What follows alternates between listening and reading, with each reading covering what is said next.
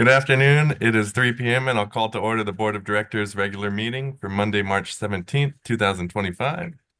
Happy St. Patrick's. And may I have a roll call, please? Director Meyerhoffen, Here. Director Duff, Present. Director Martin, Here. Vice President Griffith, Present. and President Sewell. Here. Thank you. We have quorum. Thank you. And we'll be skipping item 3. We have no one participating remotely. Item 4, Pledge of Allegiance. If you please rise. Director Martin, would you like to lead us? Sure. Place your hand over your heart and join me in saluting our nation's flag. I pledge allegiance to the flag of the United States of America and to the republic for which it stands, one nation under God, indivisible, liberty and justice for all.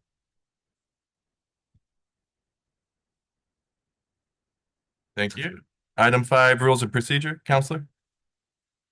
Yes, according to the rules of procedure adopted by the Board of Directors, all notice meetings are conducted using Rosenberg's Rules of Order as a procedural guideline. Directors should refrain from responding directly to public comments at meetings of the board. The president of the board presides at all meetings and decides all points of order and procedure during meetings. The president is responsible for the maintenance of order and decorum in all board meetings. No person should be allowed to speak who has not first been recognized by the president. All questions and remarks should be addressed to the president as the presiding officer. No member of the board should speak more than once upon any one subject until every other member of the board wishing to speak on the subject shall have been given an opportunity to speak. No board member shall interfere with the orderly progress of a board meeting. Thank you. Item 6, public input. This is the opportunity for members of the public to address the board on matters within the board's jurisdiction. Please limit comments to 3 minutes or less. State law prohibits the board from discussing or taking action on any item not listed on the agenda. Do we have any members of the public wishing to address the board today? President Sewell, we do. We have Sonia Rios on Zoom. Sonia, go ahead. You have 3 minutes. Thank you so much. Hello, everyone. My name is Sonia Rios. I'm with the UC Cooperative Extension, and I am a newly hired Sigma, I have a really long title, Technical Assistant Community Education Specialist with the Sigma program with the UC Cooperative Extension. And pretty much my role is I'm located in Riverside and San Diego County, and I'm currently also co-hired with the Department of Water Resources, and I'm here to help any folks that land into any of the high or medium high basins with any technical assistance or any information needed to help them adjust to any of the new GSPs that will be rolling out. And I just wanted to just say hi to the board. I couldn't make it in person today because I got to go pick up my kids in about like an hour, but just wanted to say that I'm here and I'll be more than welcome to help you guys with any type of outreach or anything that you guys may need help with when it comes to the Sigma program. Thank you. Great. Well, thank you and nice to meet you, Sonia. Dory or someone, can we exchange contact info just so we have Sonia's information? Of course, yes. That'd be great. Thank you, Sonia. Did we have any other members of the public wishing to address the board? We do not. Thank you. And we're actually going to be moving the closed session up before our action items today. And so with that, we will head into closed session. So the closed sessions are item 25, conference with legal counsel, anticipated litigation, and this involves one potential case. And then 26, conference with legal counsel regarding pending litigation, one case, Fournier versus Mission Springs Water District, case numbers listed in the agenda. Thank you, John. And with that, we'll head into closed session. All right, we reconvene from closed session. Counselor, can you report out? Yes, the board met in closed session. Item 25 was conference with legal counsel, anticipated litigation, one potential case. There was no reportable action taken on that item. Item 26 was conference with legal counsel regarding pending litigation, Fournier versus Mission Springs Water District, and there was no reportable action on that item either. Thank you. Employee recognition, item 8, human resources report. General Manager? Thank you, President Sewell, members of the board. Our Human Resources Manager, Oriana Hoffer, will be giving this presentation. Oriana? Thank you, General Manager Macy. Good afternoon, board members. I am pleased to introduce Celine Rodriguez, who is joining us as our new administrative assistant. She is supporting human resources, yes, and administration. Celine comes to us from Eisenhower Medical Center, where she provided administrative support to the Chief Administrative Officer and the Graduate Medical Education Department.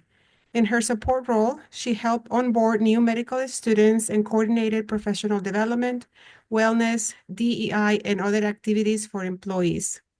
She also has experience assisting with contracts and agreement tracking, maintenance, and execution. Celine holds a bachelor's degree from California State University, Los Angeles. Celine would like to address the board. Good afternoon, board members.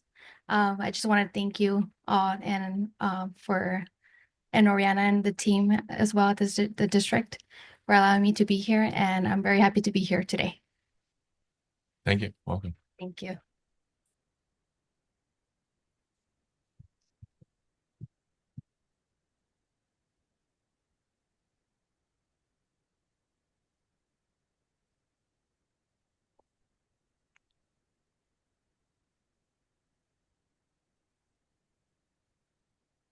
Thank you. Thank you. I am happy she's here, and we look forward to Celine's successful career at Mission Springs Water District. This concludes our HR report for today. Thank you. Thank you. And welcome, Celine. We're happy to have you on the team. And I know we also have a couple anniversaries, no milestones, but some big ones. Congrats to Mark and Teresa and Anna. Thank you all.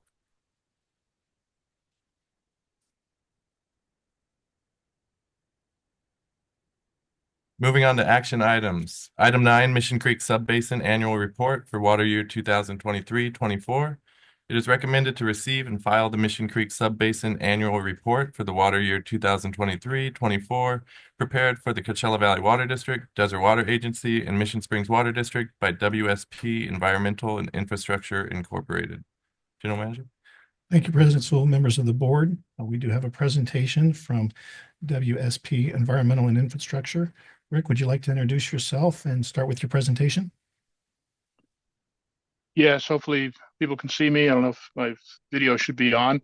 My name is Rick Reese. I'm a principal hydrogeologist with WSP, and I primary author on this report, and I'll be giving the presentation.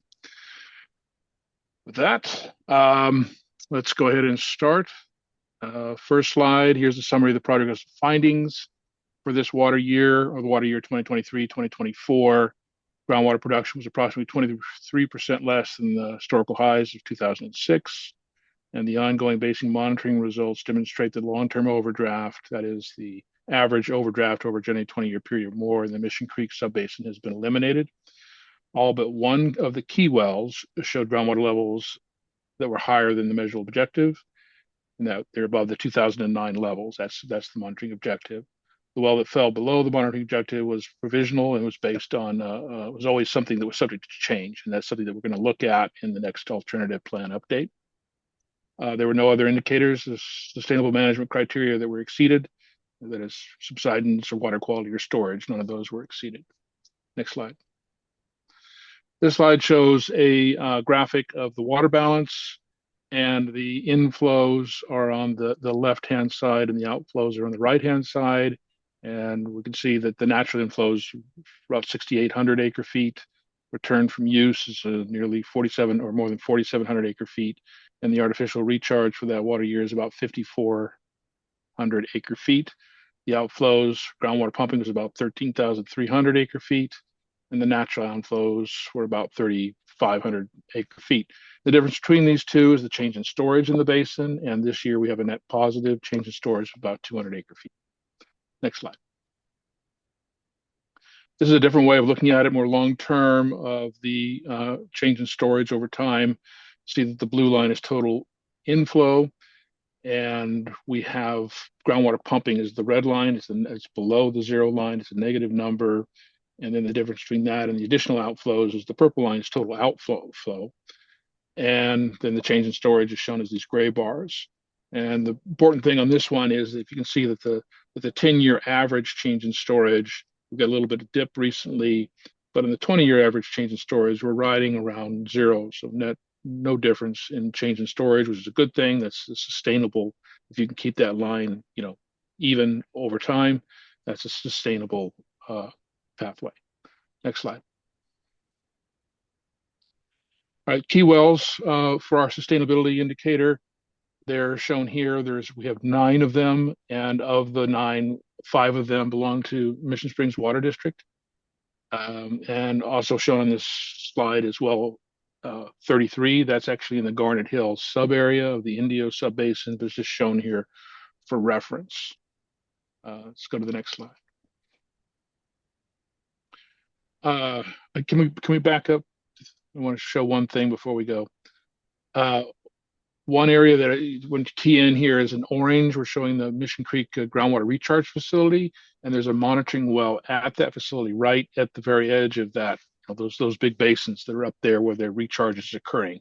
I'm going to show you a slide of groundwater levels and recharge at that and groundwater levels at that location. It's the next slide. Okay, so this is the monitoring well shown in orange in the water level response, and the blue bars are recharge that occurred over time. You can see that there's some big tranches of recharge that occurred in the mid 2000s, somewhere in the order of over 20,000 acre feet, approaching 25,000 acre feet. And then again in the early 2010s, several years, 2010 through 2012, of water. And for that first tranche, water levels rise up almost 200 feet at that location. And the next one, they come up again almost 200 feet. Just a big amount of water in that, lift in that area as that recharge occurs. And it dissipates over time, but it's dissipating and it's raising water levels throughout the basin at a lesser amount, but over a much wider area. And so with that, we'll go to the next slide. Now we can see here change in water levels since the last year. And you'll see that the yellow area, which most of the basin, is actually down 0 to 5 feet. And that's just because more recent recharge has not occurred. And so it hasn't lifted up the water basin. But you see that currently there's that recharge that was done last year has raised the water levels up in the area where the recharge basin is by more than 10 feet. And it'll take time for it to move throughout the basin. These little hydrographs, you can see the mounding that I talked about before, up near where the recharge basin is, where that in the blue area where the little box is. And then as you move further away, you can see that mounding is more damped, but also goes away slower. And that's what we're trying to do, is we're trying to recharge the basin at the top end. Next slide. This is kind of a more important slide because it shows you what the change in water levels were since 2009. Again, 2009 is the baseline. We don't want to drop below that level. And so we're using that as a baseline here, and everything that's shown positive is higher water levels relative to that time. So you see throughout most of the basin, we've got higher water levels by anywhere from 10 to 15 feet in the lighter blue, and then even greater than 15 feet in the darker blue. And any of the green areas are between 0 and 10 feet. So it's pretty positive throughout the area where it is lower. And this is just an artifact of the way, the recharge occurred, is that big mound that occurred, in the mid 2000s, we don't compare ourselves to that because that was an artificial period. But when you do this kind of map, you have to show that they're negative relative to that. So those great big mounds result in a negative area in the northern part of the basin. It's completely acceptable that was going to happen, but just the way it shows up on this graph. But overall, this is a really good sign for the entire basin that we're in positive territory. Next slide. Okay, this shows the water levels against the monitoring objectives and minimum thresholds. Minimum threshold is the red dashed line. That's a line we don't want to go below. We can avoid it. And then the green line is our operating line. It's where we kind of want to be. And you can see the same story again with this big mound in the northern part of the basin that dissipates over time. And then further in the southern part of the basin, you see that mound develops later in time, and it also dissipates a little bit slower as you, with time. And so this shows all of the different wells. The one well which we are dropping below both the monitoring objective and minimum threshold is 04P01. You can follow the little line where that goes down in that basin. And again, we think that you can see that the data doesn't actually start for that well until about 2019, 2018. So we didn't have it at the time, 2009, to compare it to. And we think that maybe that was, we artificially got it, a little bit wrong. It's something we're going to look at, see what it should have been in 2009, see if we can adjust that. Next slide. Okay, can I back up again? Sorry about that. One more slide. So I'm going to go through the Mission Springs wells from the northern part of the basin, and there's two things to observe here. I'll go through them pretty quickly. We're almost done here, and that is you'll see that the vadose zone thickens or decreases as you move toward the south. It's much thicker vadose zone up in the northern area, much thinner. So you're going to see that thinning. You're also going to see this general pattern of higher mounding occurring earlier in time and then dissipating with time. So we're going to start from the northern part of the basin and move our way down to the south. So next slide. MW30, which is pretty close to the recharge facility. You see this initial big mound and dissipates over time. The green line at the top, the dashed green line, is ground surface. You can see the vadose zone is very thick, on the order of 500 feet or so. Next slide. MW35 looks very similar to 30. It's a little further to the south. Vadose zone is a little thinner. Still have this mound dissipating over time. Next slide. MW22 is a little further away. You can see that the mound is further out and it's flatter, dissipates over time. And the vadose zone is a lot thinner as we're moving to the south. Next slide. 29 is more kind of similar to 22. Same pattern. Next slide. And this is well 31, where you can see the vadose zone is only about 200 feet. And you can see that these lines are even, a little bit damp. And next slide, I think, for the final. And so our conclusions are that we're well above our 2009 levels for most wells. The one key well will be looked at again during the upcoming alternative plan update review. The water year 2023 indicates slightly positive water balance, slightly greater than the inflows are slightly greater than outflows, and continued groundwater replenishment and management of groundwater production is key to maintaining this positive balance. There's no other indicators of sustainable management criteria that were exceeded, like subsidence, water quality, or storage. However, just be aware that there is a new maximum contaminant level for hexavalent chromium that was issued at the beginning of this upcoming water year, and that'll change next year. Let me know if you've got any questions. Thank you, Rick. Very detailed presentation. Do we have any questions or comments from the board, Director Martin? Director Meyerhoff? Director Duff? Thank you so much for that presentation. I appreciate all the information you've provided. I spent a great deal of time over the weekend reading this report in comparison with last year's, and I have a few questions. On page 21 of our workbook, page ES3, you had mentioned that the precipitation was below. I have some concerns about the calculation of the precipitation because the rain gauges were not operable for most of that time.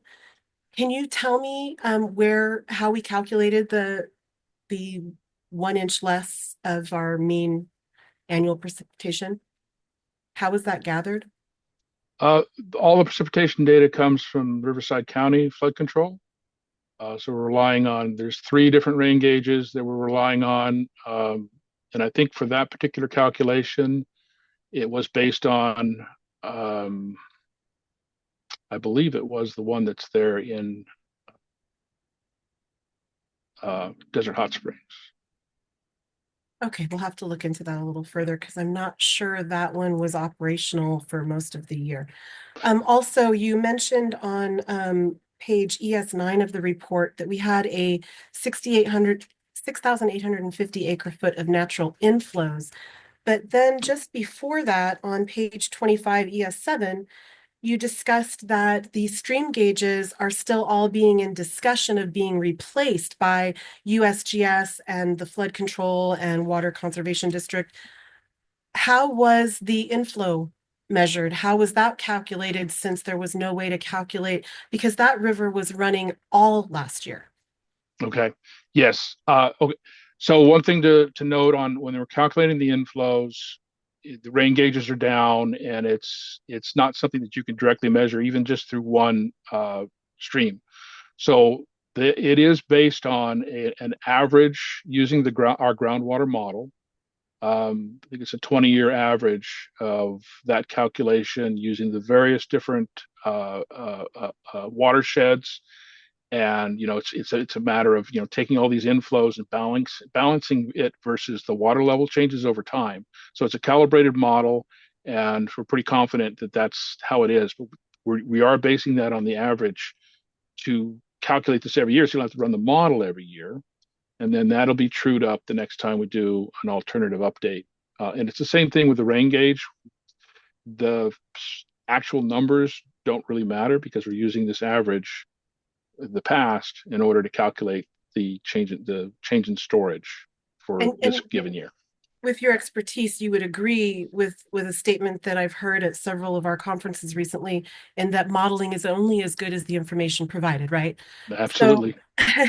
So I'm sure you're very challenged in creating an accurate modeling, and with such tight parameters that we're working with, every drop counts, every little bit.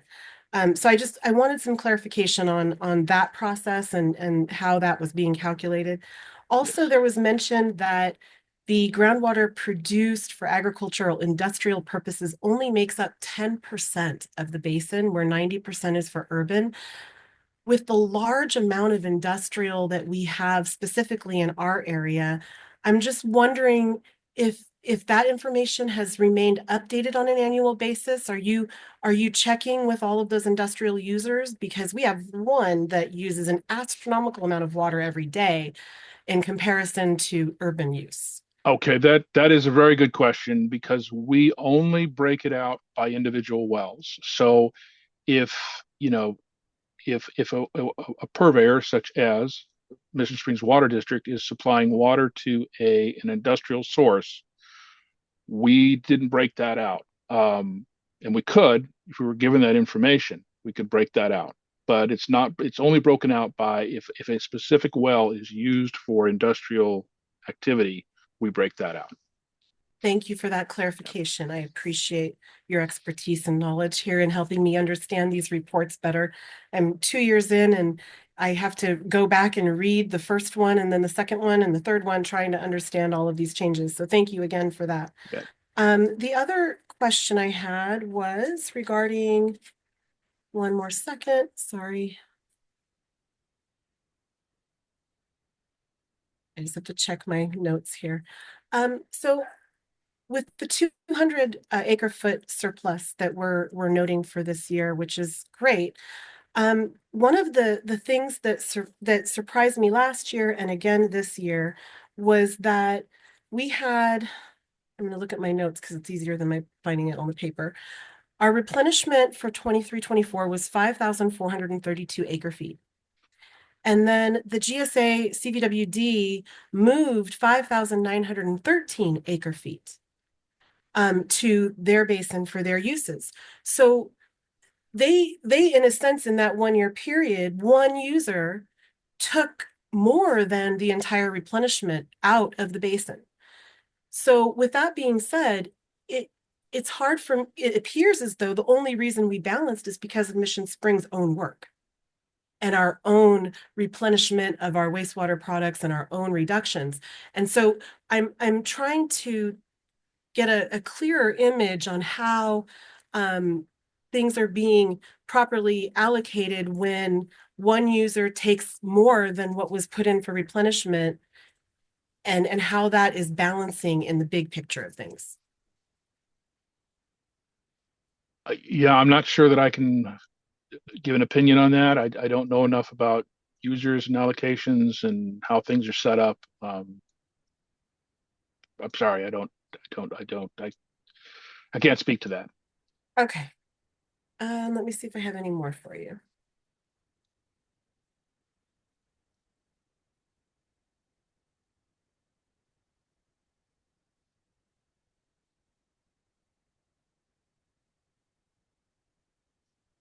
Let's see. Thank you for your patience. I apologize. No Do problem. you mind if I see if Robert has anyone left?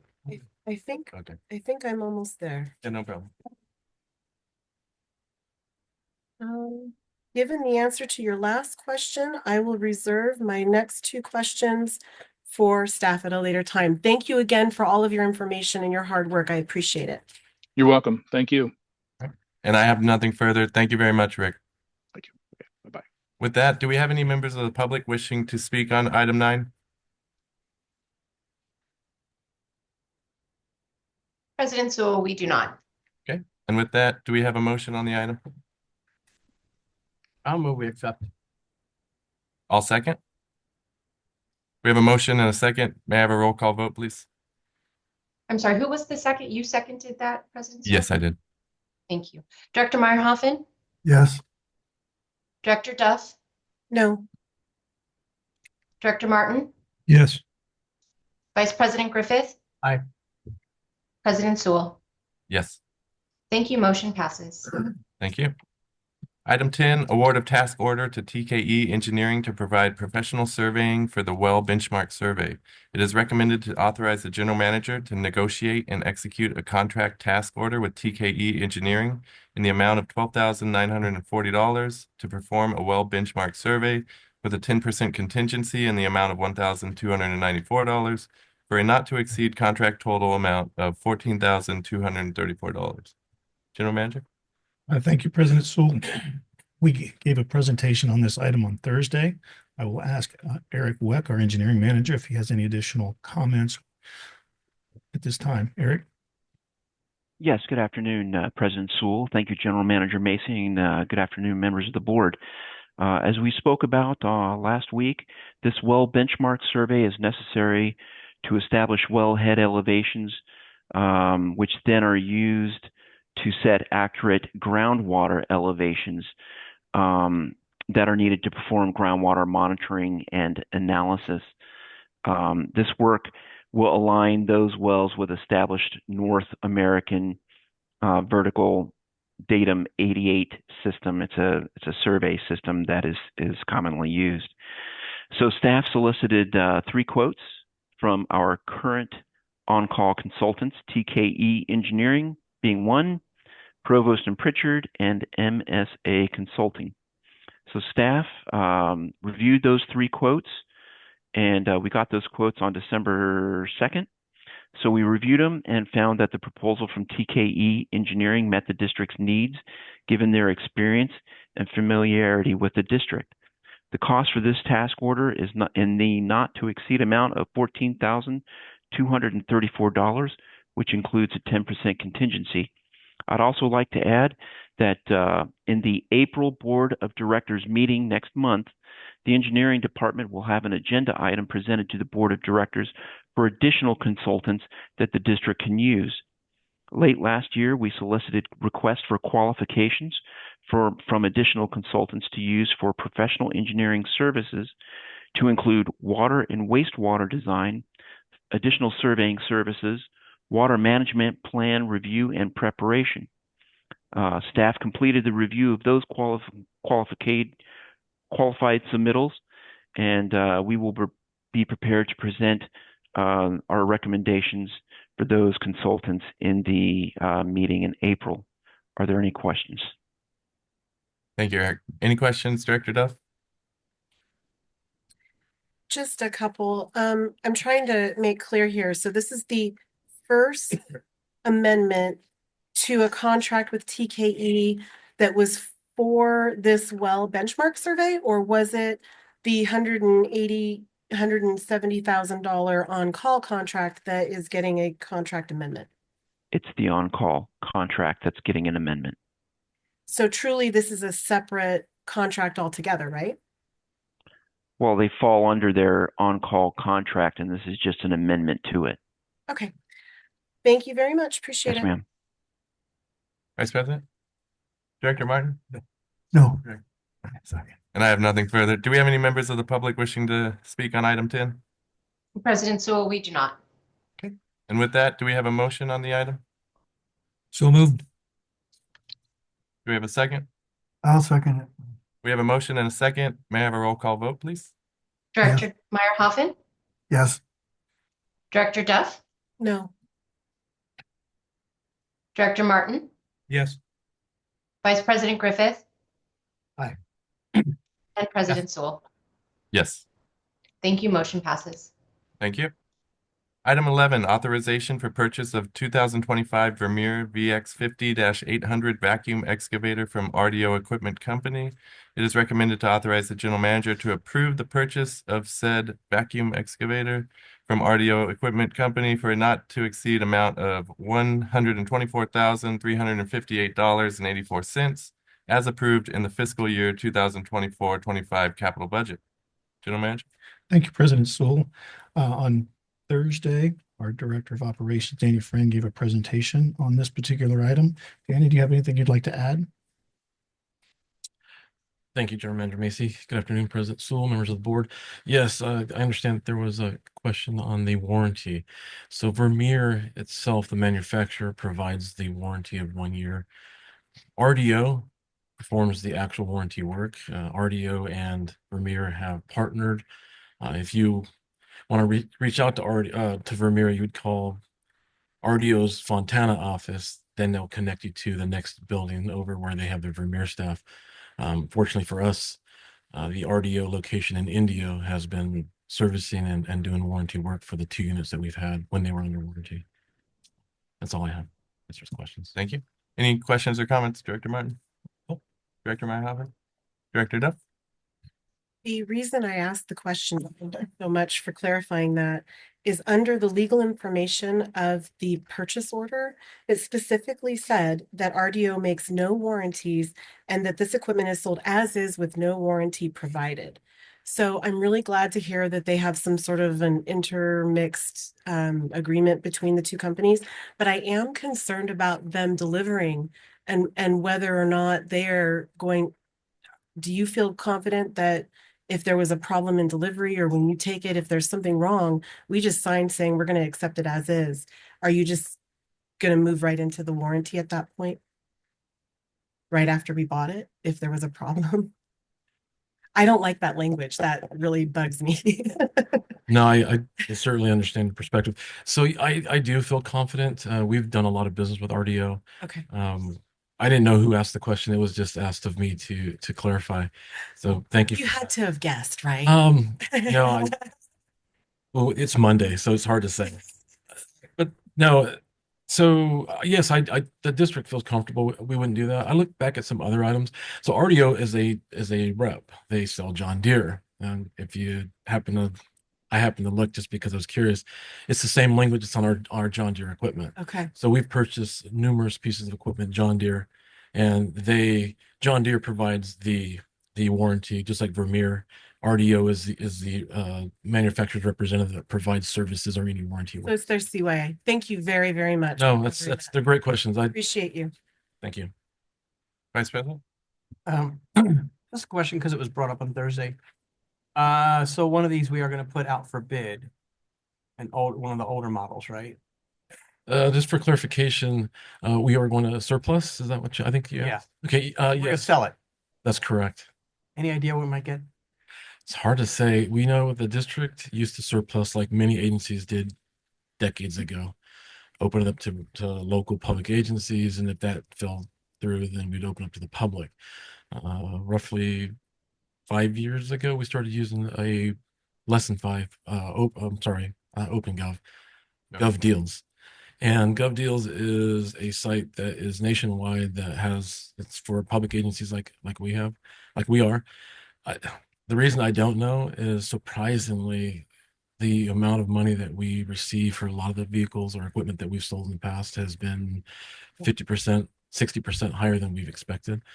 We've had I had that number memorized at one time when I was giving it to the general manager, but I believe under normal circumstances, say for example, we'd have received 3,000, 4,000 for a piece of equipment, a truck, and we were receiving upwards of like 9,000 to 12,000. So it's a great program for us. I don't know what this will yield, but surprisingly they're sought after even if they've been used.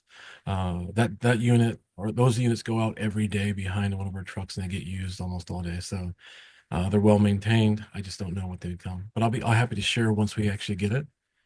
What get the price? Just curious. No, it's a good question. I don't know exactly. What I can do is provide some additional information. A lot of times we can put it out there as a minimum, meaning, but I don't know if we got that number yet. A lot of times we can take our trucks, go through a blue book type process, and put it out there for a minimum price.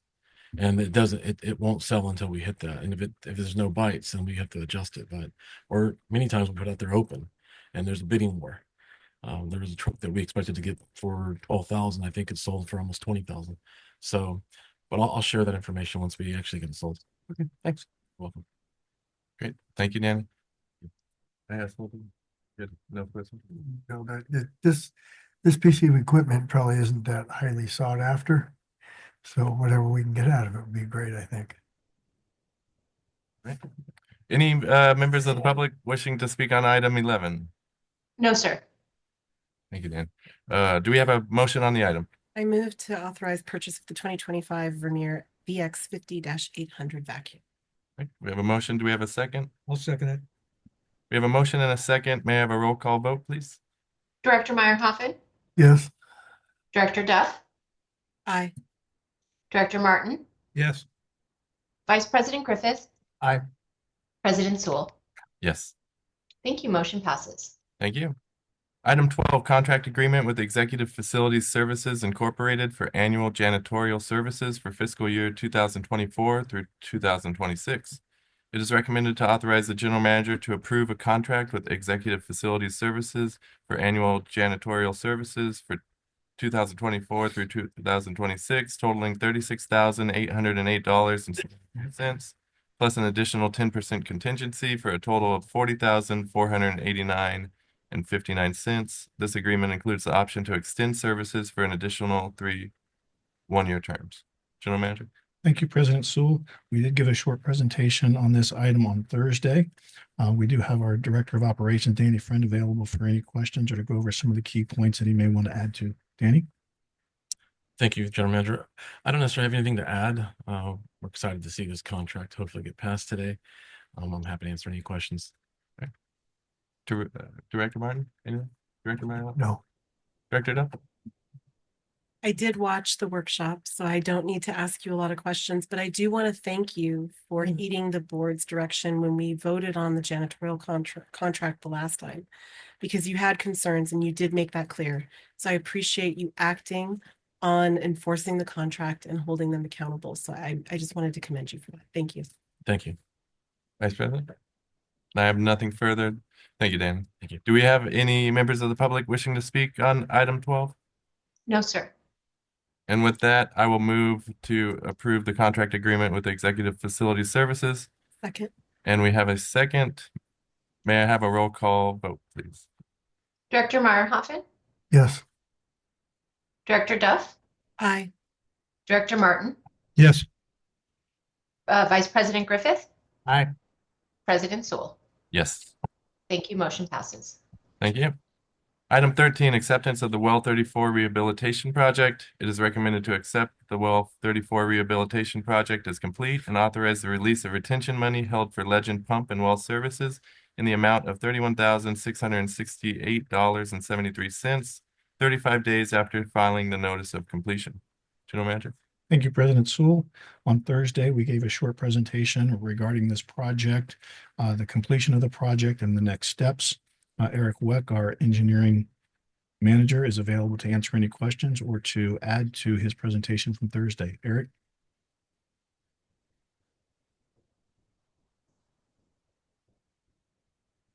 Eric, you're muted. Sorry about that. Thank you, General Manager Macy. Good afternoon, President Sewell, members of the board. Really, the only thing that I would like to add, or maybe, I guess, underline, is that staff is really excited to see this project complete. Staff, after getting notice from the contractor saying, "Hey, we're done with the project site," myself and water operations staff went out to the site, met with the contractor, went over a few items, and operated the well and the boosters, and we found that the project meets the project specifications on the contract. This project is also developer funded, and the contract work as well as staff costs are reimbursable by the contractor. Are there any questions with that? Any questions from the board, Director Duff? Vice President? Director Martin? No. Thank you, Eric. Do we have any members of the public wishing to speak on item 13? No, sir, we do not. With that, do we have a motion for the item? I'll move. Second. We have a motion and a second. May I have a roll call vote, please? Director Meyerhoffen, Yes. Director Duff, Aye. Director Martin, Yes. Vice President Griffith, Aye. President Sewell. Yes. Thank you. Motion passes. Thank you. Item 14, review and adopt the updated MSWD strategic plan. It is recommended that the board adopt the updated Mission Springs Water District strategic plan, which builds on the past year's success and provides guidance for the future. General Manager? Thank you, President Sewell, members of the board. On Thursday, we gave a short presentation with the changes that we're proposing for the strategic plan. This is our one-year update as agreed to when we were going first through this process back in March of 2024. Not a lot of changes to the document, but we did add some key performance measures in the water supply, SMART goal number 2. 2.3, continue to implement MSWD groundwater quality protection project, which is a comprehensive water resource management effort that eliminates known pollutant sources. It goes in to talk about some of the key performance measures related to that particular item and then small other grammatical changes. At this time, I'd like to answer any questions the board may have. And just to, maybe I'm misremembering, but I believe Vice President had a change on item 6 of 2.3. Yes. Did we? I got a message from Marion that didn't make it into the packet and to bring it up again. And so when it comes time to make a motion, I will make a motion with that we remove that. So Okay. Did we have any questions though, Director Martin? No. Director Meyerhoffen? Yes, on Thursday, I asked that staff meet with somebody from staff on Thursday at the last meeting, Thursday's meeting.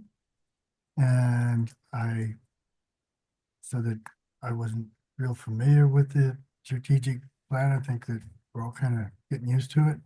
And in here it says that it's an update, but we only have really one update in the plan, and there were some other things, but my main concern is I asked to meet with staff and on this agenda item, and I never heard from staff, no email, no text message, no phone call. So I'm saying last week that I'm unsure of how this process is really working, and now here I am supposed to vote on it, and I really don't appreciate the fact that staff hadn't get back to me.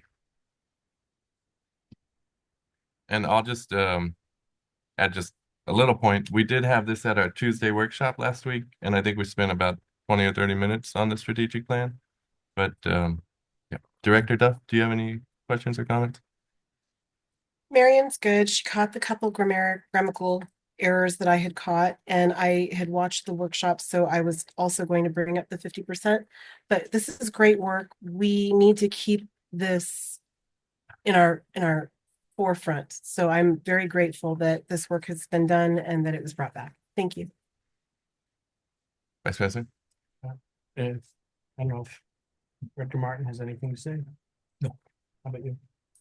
All right, in that case, then I will go ahead and I want to make a motion, review and adopt the updated MSW strategic plan with the change that we remove the 50% match for 2.3 number 6. So it just says, work with local, state and federal partners to obtain funding for current and future assessment districts. That way we don't limit ourselves. So I will second.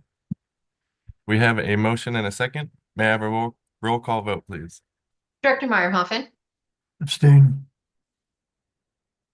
Director Duff, Aye. Director Martin, aye.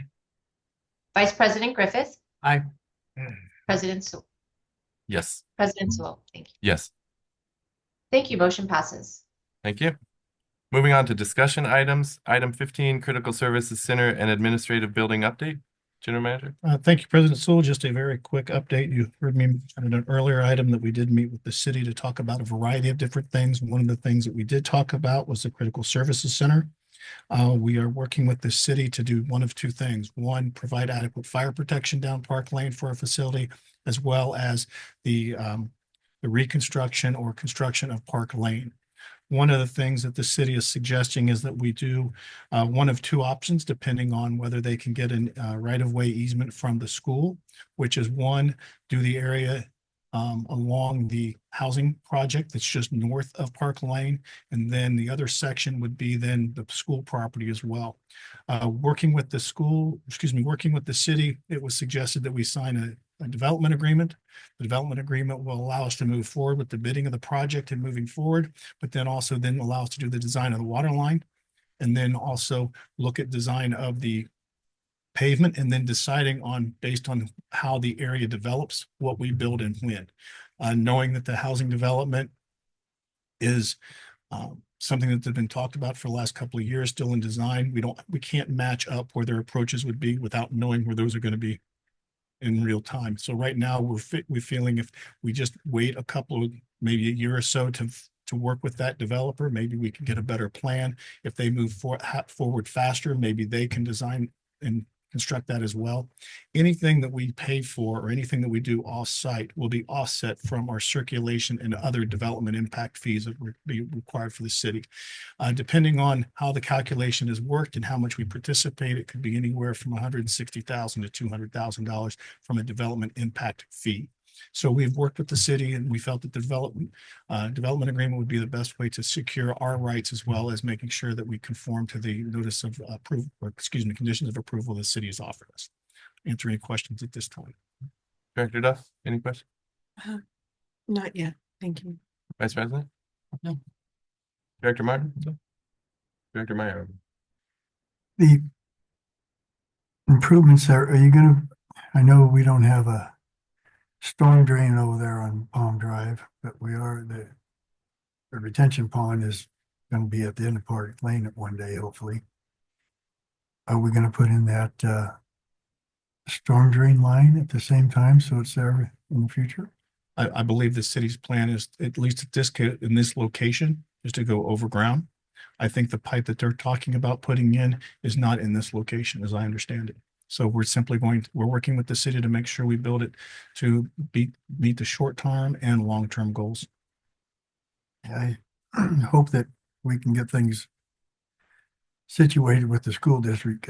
I drove by there and I saw where they put the gate in and the sprinting track or driveway, whatever is supposed to be there.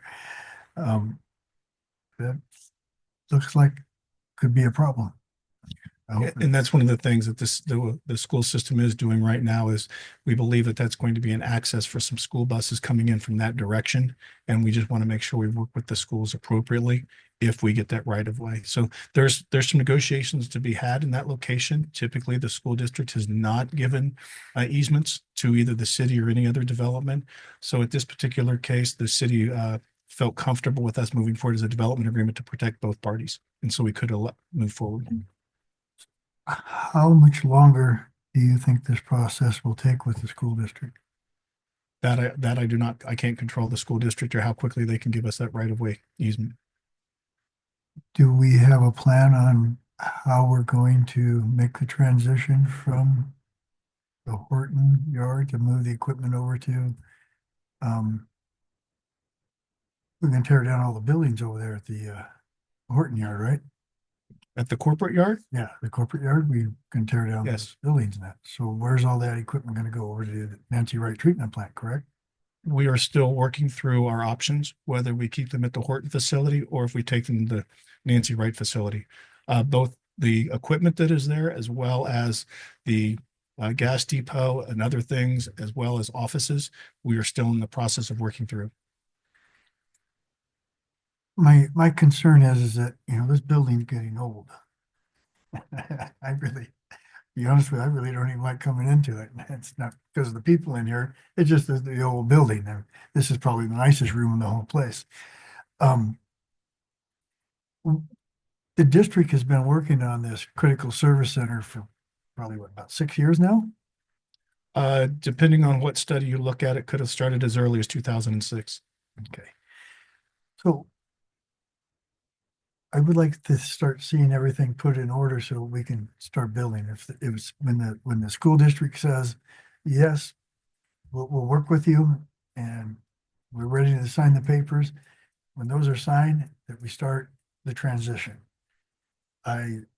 So sooner we can get this done, the better. Actually, we're going to, the development agreement that we're going to be working with the city will give us the flexibility with or without the right-of-way easement. So that development agreement with the city will lay out the costs associated with any improvements we're required to do off-site, but also give us the flexibility to build what we need to build if necessary. So we are working with the city to make sure that that issue is resolved, and that will allow us to begin to move forward with a variety of different things. But also the other biggest component of this is how we're going to pay for the improvement. And that was one of the things where we're looking at the master plan that will then lay out the long-range financial plan. And then from that perspective, we'll then have the information to present to the board how we're going to pay for the building as well as other essential capital improvement projects that we have on our master plan. Yes, that was something I've been asking since I got got elected, was how are we going to pay for this building?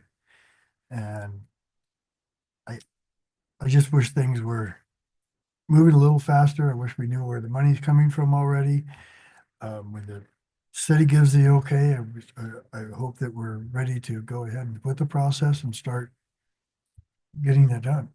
But there again, the key point now is, where's the money coming from? Well, Director, I think I can speak for the district in that we have over 50 employees that would also like to see this move a lot faster than it has. So we're doing everything we possibly can to keep the project moving, and we'll continue to update the board with any changes. I'll just say thank you for the continued progress, and I look forward to more updates. Item 16, groundwater protection program update. General Manager? Thank you, President. So I'm going to ask our Director of Operations to come up and give this update. Specifically, this groundwater protection program update has always been specific to the 3 projects that's down around the Nancy Wright facility, both this, the conveyance line, and M2. And as you know, we in the last 4 weeks, we have now we have completed the conveyance line, and we did seed the Nancy Wright facility, and we are accepting flow. And Danny would like to share some of the videos. Danny? Thank you, General Manager. They are, before we actually hit play on the video, I'd like to actually go back to item 11, if I may. I didn't have my phone with me, and if I had, Operations Superintendent, Field Superintendent Jeff Nutter would have, he texted me. RDO has always backed their product, just like the JCB telehandler. I forgot they also rep JCB. The board in November of 24 approved the JCB telehandler. And they just fixed the AC under warranty on that. So things happen. New doesn't mean perfect. It just means it's never been sold before. Additionally, he says he estimates we should see over 20,000 based on his opinion, maybe more because of the demand. They are actually in high demand. So I just want to clarify that. Sorry, I didn't have my phone earlier. For the item that we have in front of us, before we actually hit play, one of the things that I'd like to say is we did have our startup on the 26th of February. Staff, JF Shea, mainly staff, did a fantastic job. We were taking flow out of our aeration tank, and we called it mixed liquor. So we wanted to seed the plant with the biology that helps. Otherwise, we would have probably had about a 2-week process that we took out. So the whole plan that they put together went together well. It was flawless. We were able to move approximately 314 to 320,000 gallons of mixed liquor excuse me, turn that off. Actually, yeah, excuse me. Uh, from the Horton plant down our existing force main down to the Dos Palmas lift station, where we then pumped it the other direction. And the entire process, once it reached the plant, went flawless. To date, we've had the expected reconfigurations of some SCADA. We've had to run a few things on hand just so that we can work through the automation component, the timing. So it's still a fantastic startup and the process is going well. What I'm going to share right here is a manhole that's located on Little Morongo, just south of Dillon. It's where the force main transitions to the gravity sewer going to Little Morongo. If you see the color, that was pretty light. One of the things that I'll say is the video sequence. We wanted to share videos, but this video sequence were taken through various processes. They weren't just right after the next. So the water net was quite clear because the water that was in the force main, once we started the process, we wanted to make sure that we pushed all the clear water out. So the quality of that water you're going to see is a little bit different than what we'll see in the next slide, or next video, please. So that water is a little darker, and that is mixed liquor. That is what's coming out of aeration tank 4, and that is coming from our conveyance line going into what we call our influent pump station. And it's that's a good thing there. We're receiving flow, and it's not overflowing, and the influent pump station's working well. And of course, you can see, as I mentioned, it's a little different color because of the earlier video. It was more of a clear water that we'd use for testing. So next slide, please. Before you move Never on, be able, Actually, pause, please. I will never be able to drink chocolate milk again. I refrain from my Yoo-hoo comment that I normally say, like this is a Yoo-hoo factory, but sorry for those that like Yoo-hoo. I love Yoo-hoo. Yes. I was just going to add that it was a very good test run because the mixed liquor is thicker than anything that will go through that pipe, whether it be at the lift station, whether it be at the force main that interconnects the Horton facility to the influent lift station at Dos Palmas, and then of course the pumps and everything that pump it up over the hill and come down gravity. So it was a very good test run, not only for the plant as you'll see here as it starts operation, but also the connection between the two plants. We hit play. Thank you, General Manager. That's actually some good information. What you're looking at is SBR tank 2. So closest to the building is 1, and then the second one to the west is 2. You'll see that the bluish color water is the test water. So I just wanted to just tee that up. So if you would hit play, the water that's coming through there, or the flow that's coming through there now, is our mixed liquor. So the neat thing is you see it coming in, and you can see it kind of I don't know what my video did there, but it definitely did something neat. So as we move over to the next SBR1, I'm just indicating that, look at all that seed flow. It's full, the tank is full, and we had just switched it over to SBR2, and you get to see that flow coming in and mixing with the water that was in the tank. And lastly, actually, if you can do me a favor, would you actually go back to that previous video? I apologize. I wanted to tee that up as well. So right there on the left side of that video, you see that little blue, that buoy. That is a decant device. So what that does is, so there's a certain amount. Yeah, there it is there. So the way that everything's in all the sequences are in one tank. So we staff is trying to do their best to maintain the level of solids percentage wise. There's an area where the solids come down, and then you have like a 2-foot area above that is, so if you were to say 2 foot, this middle section, and then sludge, what the decanter does is tries to take that clear water that's roughly low. You don't want to get too low because you get into the sludge. You don't want to get too high because you start getting the foam and some other things that are at the surface. So that is the decant buoy. And now we can go into the next slide. That decant buoy takes the clear water that you see there. That's the water that's actually been treated. And it goes into a decant chamber at the south end of the actual SBR tanks.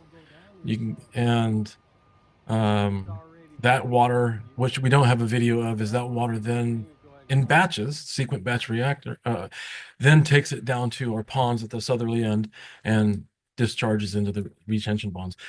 Great thing about that is we have it. It took several batches for it to actually hit and spread to the bottom. We've never to date have held water. So as we continue to see saturation, we may start to see holding water, but it took several batches, several days. At one time, in fact, I was talking with Andy, gotta go. And he like hung up, and I kind of knew why, because he was been trying to get the drone in the sky when it was discharging. You can see the water coming out.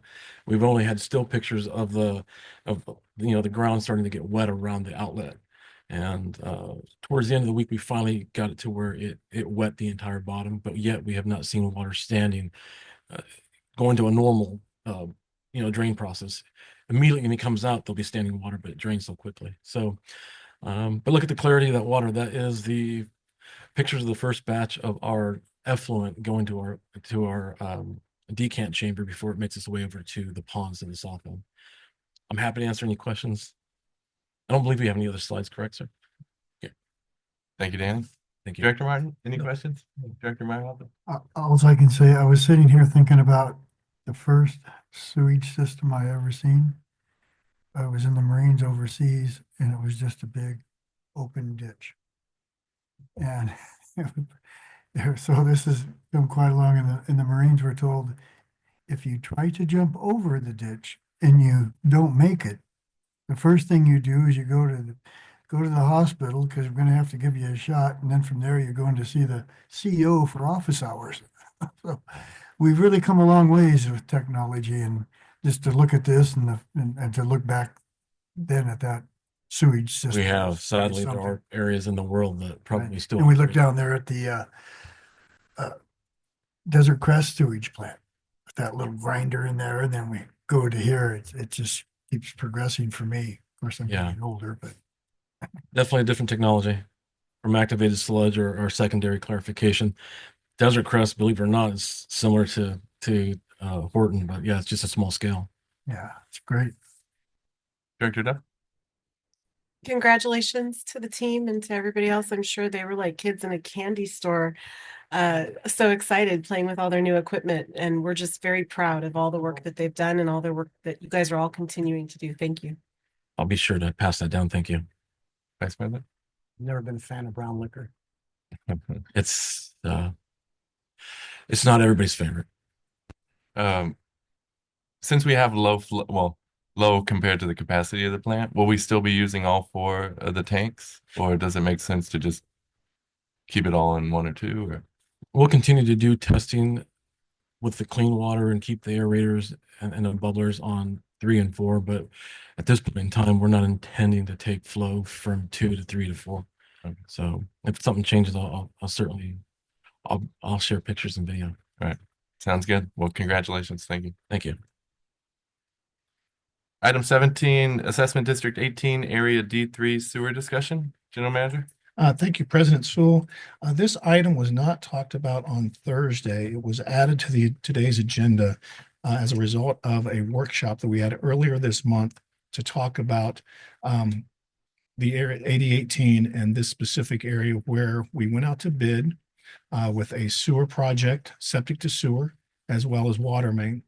When we brought this to the board as a workshop item before, we were getting concerned that the cost may prohibit us from doing the typical 50-50 split. After we received the bids, they were higher than we expected. And sure enough, we can't do a 50-50 split, even though most of our assessment districts are all talked about in that capacity. Much like we were talking about the strategic plan, it's still carried over in many of our other documents. From that perspective, when we brought this to the board last month, 2 questions were asked of staff.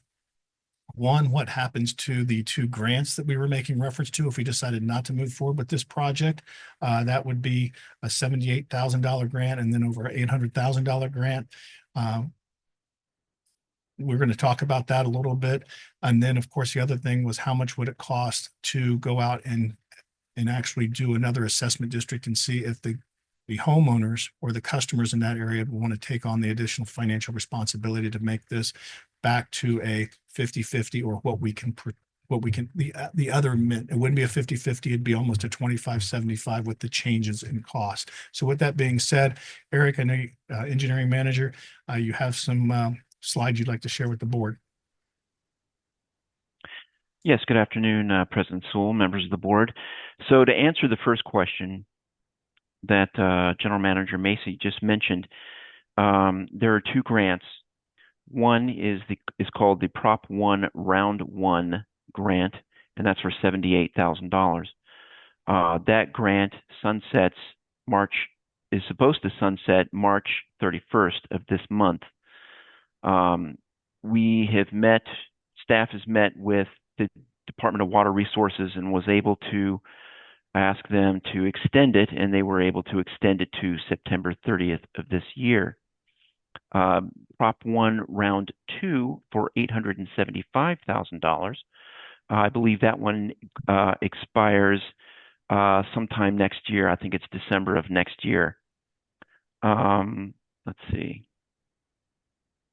One major factor that kind of brought all of this discussion about was that the relatively recent increase in construction costs versus the assessment amounts that were set several years ago for this area. So we had a discussion at the workshop, and staff reached out to the Department of Water Resources and was able to get the $78,000 grant deadline extended to from March 31st to September 30th, as well as one option from the Department of Water Resources. We got a head nod from them agreeing that we could possibly move these monies over to the M2 project for use. Likewise, Prop 1 Round 1 monies could also be used for nitrogen study efforts for the implementation of the VFDs at the Horton plant, as well as lysimeters at the Horton plant.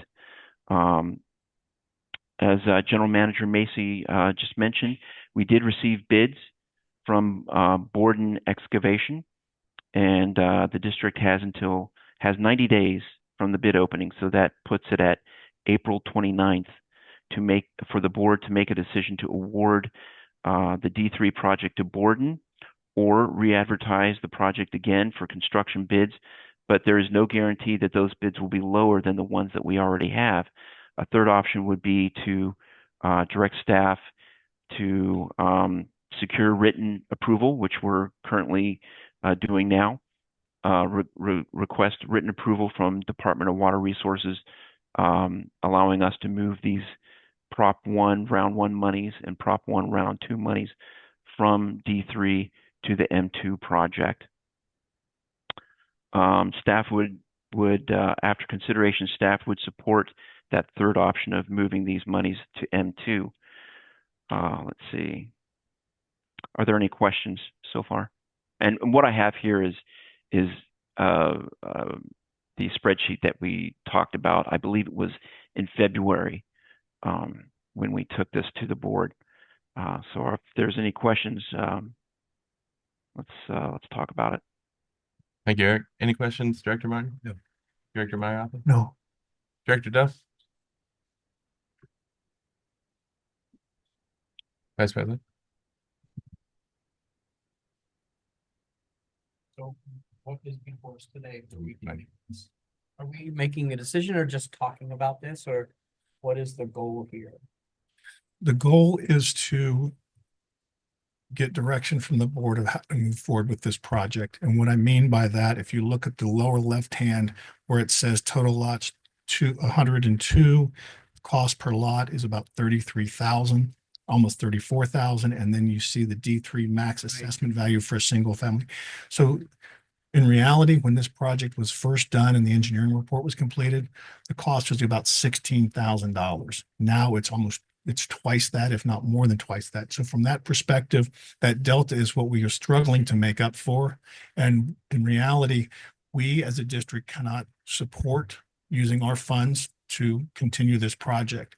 However, if we wanted to go out and because we have these grant funding secured, if we wanted to go out and there's two things. We could either do an assessment district for a different assessment district specifically for this area, which then you would be looking at a significant amount of cost on the customer, or we can continue to try to get additional funding. As you know, we've been successful in the last couple of years in getting money from the Corps, but that's from the federal government. We've also been successful at times with the state, hence where we're going with the groundwater protection program, Nancy Wright facility and things like that.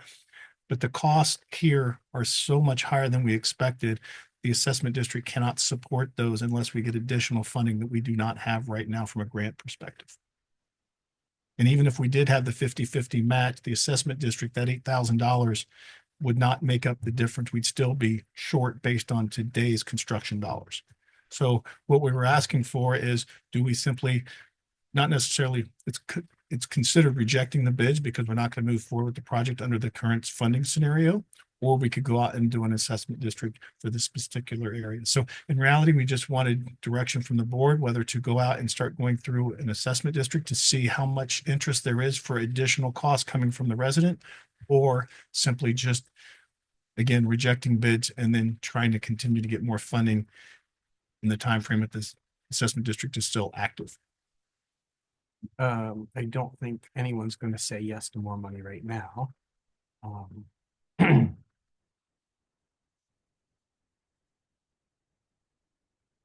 Quick clarification, can we even take action today if we wanted to, since it's discussion item? You can give more direction to staff, or we could simply bring this item back to you at a later time if you have more discussions that you'd like to talk about. You know, when we come back, there does not have to be a decision today. The bids are active for up to 90 days, and we're only at the first 45 days, so we could actually go another meeting and talk about this if there's additional discussion issues. But yes, we could get direction from the board. It is a discussion item. But if there's no more discussion and we'd like to bring that back for further clarification, we can do that as well. I think we need a bigger discussion on all of our assessment districts, because I feel like this is just a sign that pretty much any that we have already passed, I don't think we're going to be able to move forward. Do they all have a cap? They do. They do. The engineering report for the assessment districts do have a cap, and it shows about exactly what that is for single family and commercial and things of that nature. Was that requirement as part of the assessment? It was. And an engineering report was required as part of the assessment district. Yes. With no inflationary factor or anything like that. That's really.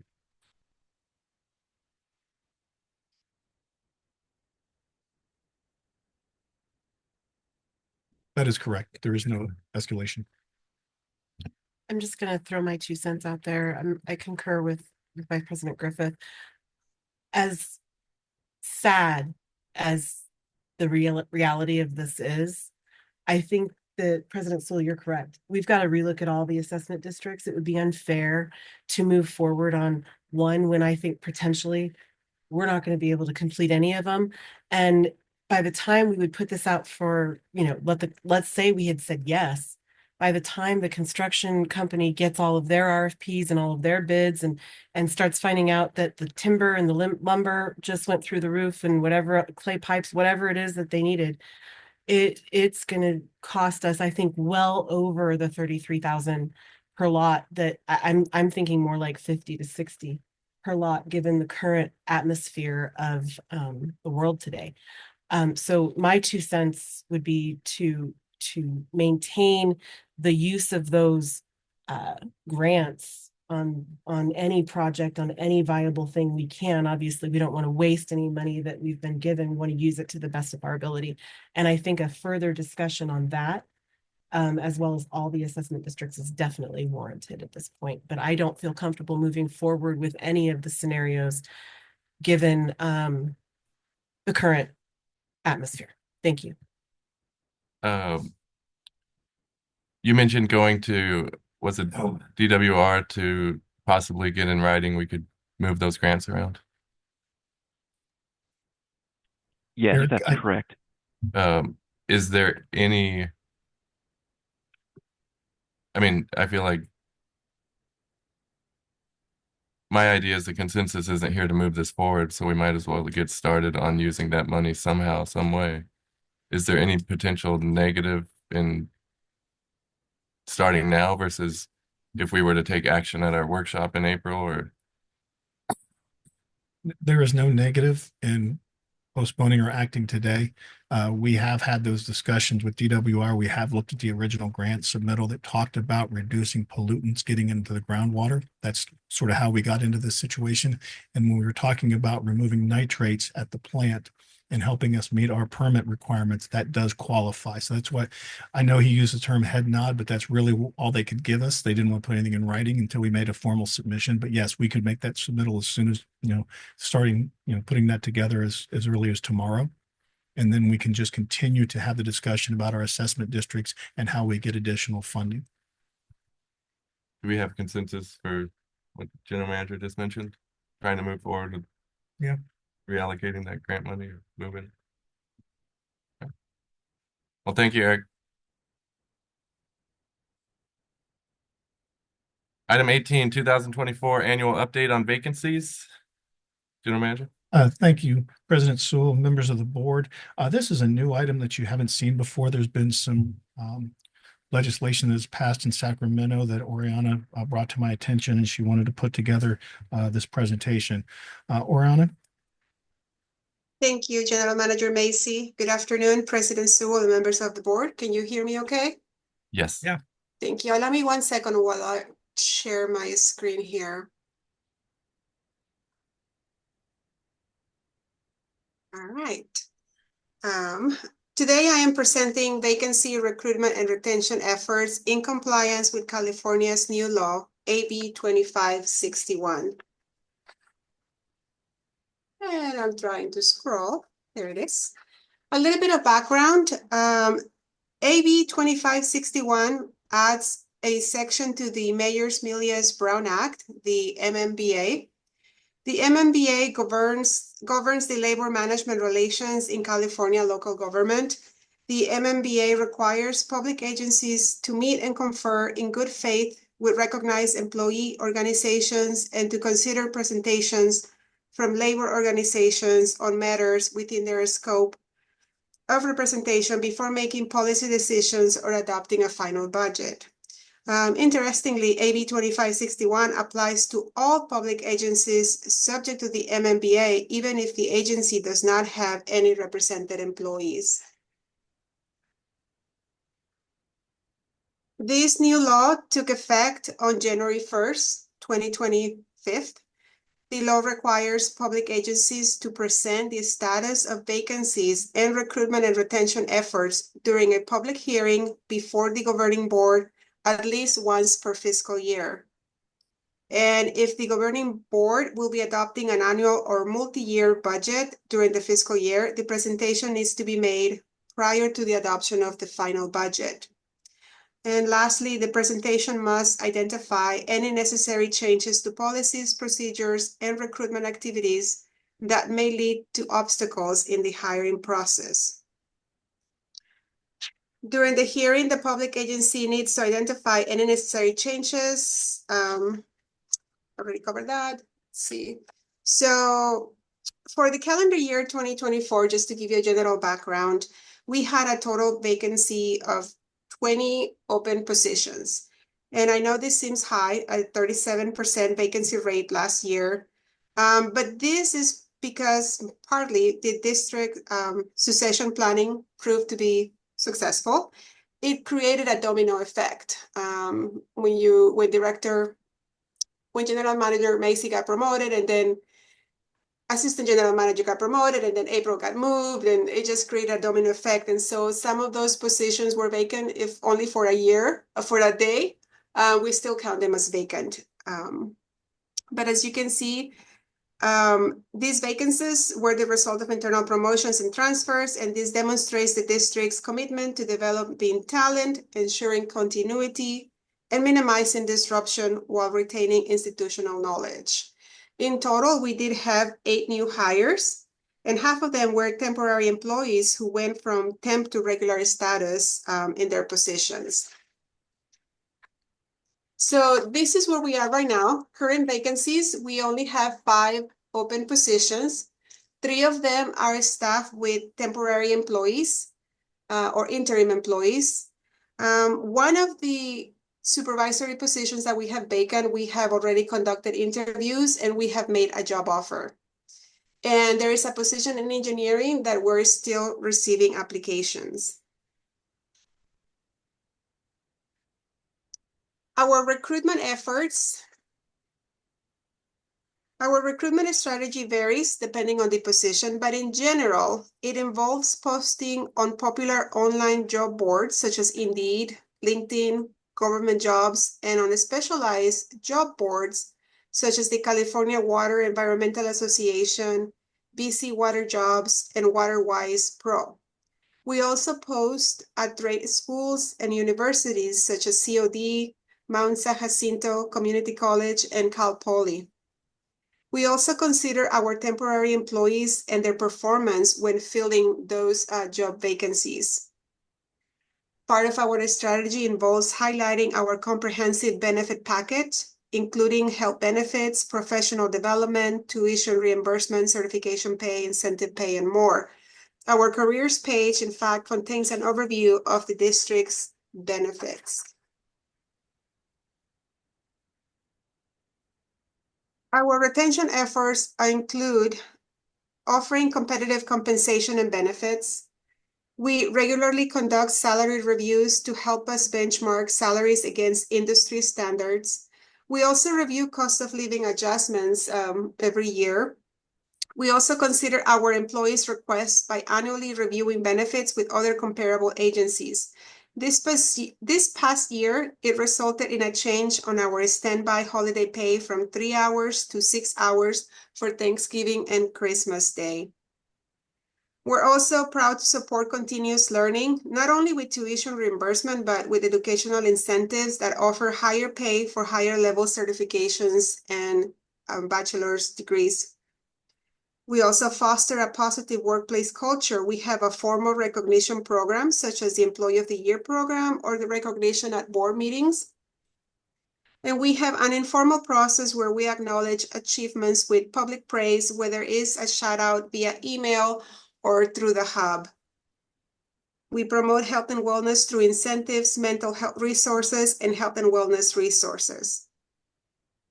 And we're also very proud of the efforts our own employees put forth to create a fun employee event experience, such as with potlucks, employee recognition, holiday luncheon, or all hands meetings. So the potential roadblocks that we have identified for the positions that we're having a hard time filling, of the 5 vacant positions we currently have, 4 are supervisory or management level positions. We have 2 interim employees in those positions. Higher level positions are harder to fill. Some potential roadblocks include the labor market conditions. The Coachella Valley has a limited labor pool, and a competitive job market with low unemployment can make it difficult to find qualified candidates. There is also water industry specific shortages where there aren't enough higher level qualified professionals to meet demand, leading to extended hiring times. And then wages. We strive to maintain competitive compensation across all positions, with most positions aligned with market rates. However, some positions may currently be compensated below market value, which may impact recruitment and retention efforts. To address challenges in filling certain critical roles that are hard to fill, a compensation strategy that allows for above market pay may be necessary. And that conversation will occur as we start to bring you the long-range financial plan. And that is the end of my presentations. Please let me know if you have any questions. Thank you, Oriana.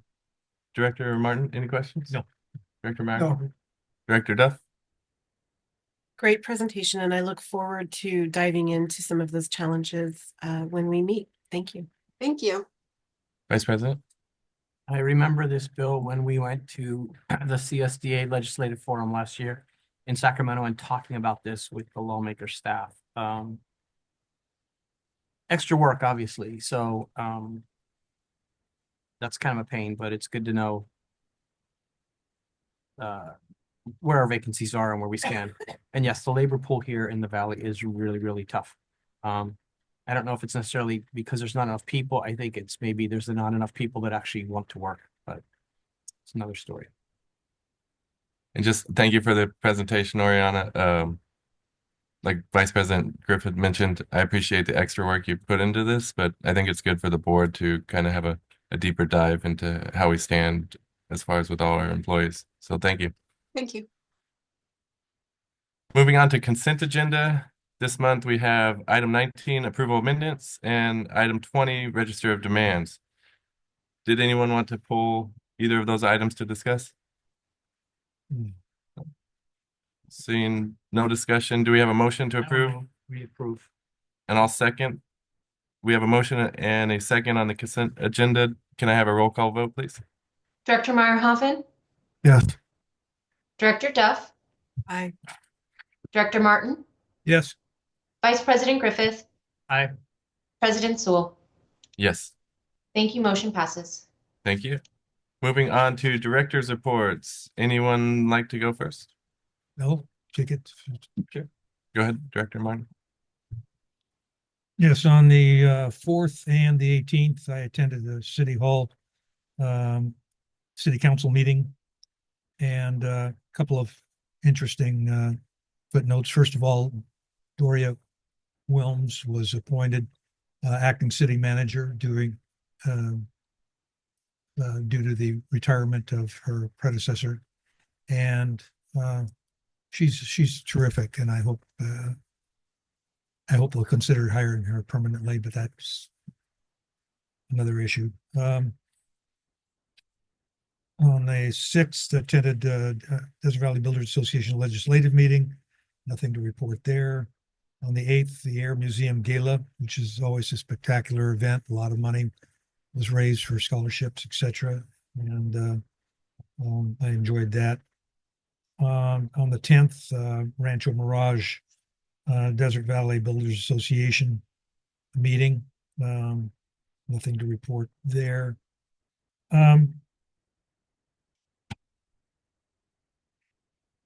Yeah, like I said, the city council meetings I attended on the 4th and then on the 18th. One thing I forgot to mention is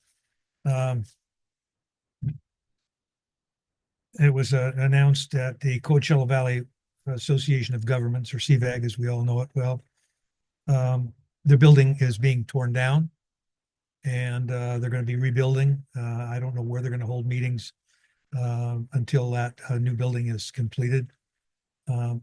That impacts primarily Board Member Duff as she attends the Energy and Sustainability Resources Committee meeting and the Coachella Valley Conservation Committee meetings. But just in case any of us have opportunity or need to go to a CVAG meeting, check on where the location is, because it's not going to be held there anymore.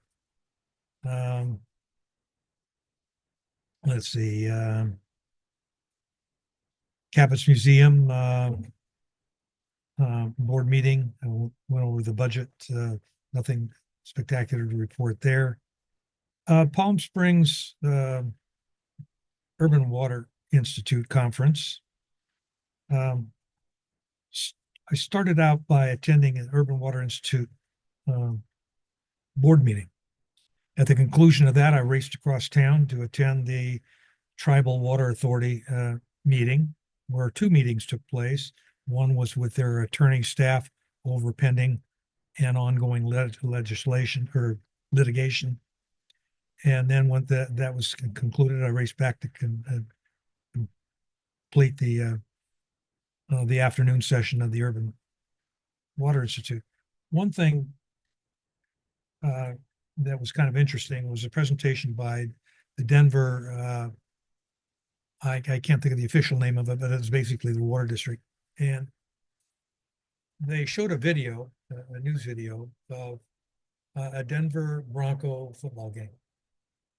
And during halftime, a person dressed in a very sophisticated toilet costume jumped over the barrier, ran onto the field being chased by both police and security personnel, where he was tackled and taken into custody by the staff and police officers. And then there was a caption underneath that that says, "Stop running toilets." The whole thing was a setup to promote that concept. And I tell you, it's one of the funnier things. And several of the presentations that they made on community outreach were very humorous in nature. and very, very well done. It was a very impressive presentation. And that concludes my report. Director Myers, do you want to? Sure, what? I attended what's the DHS Planning Commission meeting. Not a whole lot to report there. They just had some swearing in of their new commissioners. And they talked about the training they'll be taking. And other than that, it was really a short meeting. This month was also short. The CDS on the webinar on the 24th, and then we had another one on the 25th. I'm still having a little trouble getting into their system, but the one was about the different benefits that CSDA does have for us, and then the other one was on some laws and what the directors can run into. Then the next one was the 26th through the 28th at the Urban Water Institute Conference.